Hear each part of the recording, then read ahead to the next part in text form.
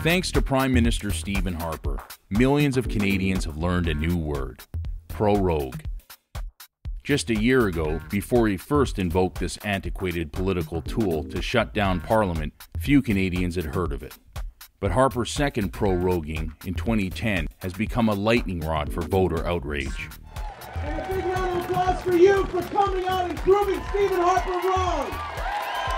That we do care about this. This broad-based anger drove several thousand Canadians out to protest in Vancouver this past weekend. The rally, organized by local citizens, was one of many across the country that together drew tens of thousands of people.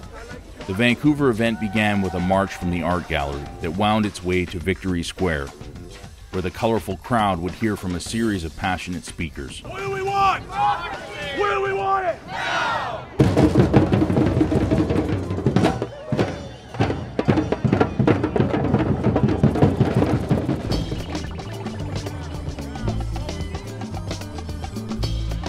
I'm here because if I went home for 2 months and asked my boss to mail my check to Sussex Drive, I'd get fired. I don't like the guy, but he got hired, so get back to work.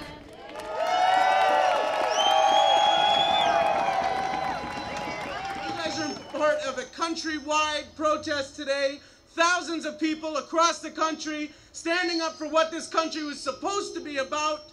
This is not the chattering classes. This is not the discontent. These are Canadian voters, and we care. We care! Who cares? We care! Prorogation was an ancient prerogative of kings when they didn't get their way. But this was back in the day when democracy wasn't fully formed yet, when we were trying to figure out how it worked. We were developing it, not a true democracy. And democracy doesn't work that way. When you don't get your way, you shouldn't be able to pull the plug. When you attack the institutions of democracy, you attack the people of Canada. The Canadian people deserve better, and we demand better. And if Harper refuses to recall Parliament and respect the will of the majority of Canadians, the majority of members of Parliament that we've elected, he should bloody well resign.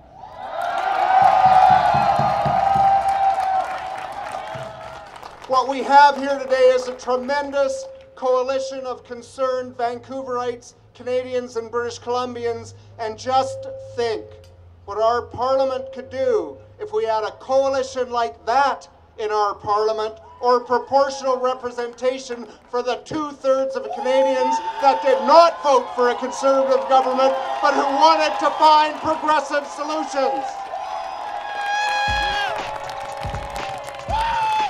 A few weeks ago, a new Facebook group, Canadians Against Proroguing Parliament, was being mocked by the mainstream media.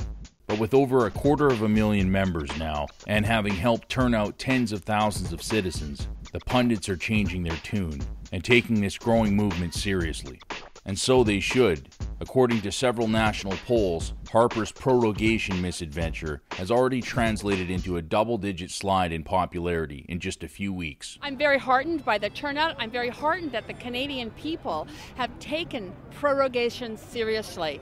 And I think it's caught probably Harper, certainly the political pundits by surprise, that they didn't think that maybe the Canadian people would care. It's not just members of Parliament or elected officials like myself that are being shut out of Parliament, but it's really Canadians and Canadian democracy that's at stake here. And people, there's I believe over 3,000 people that have gathered in Vancouver here today to send a clear message to Harper that this is inexcusable. This is not something they want to see. They want to see their Parliament working for them on behalf of democracy. I think we are in a constitutional crisis. I think maybe 90% of Canadians don't really realize that that's what it is.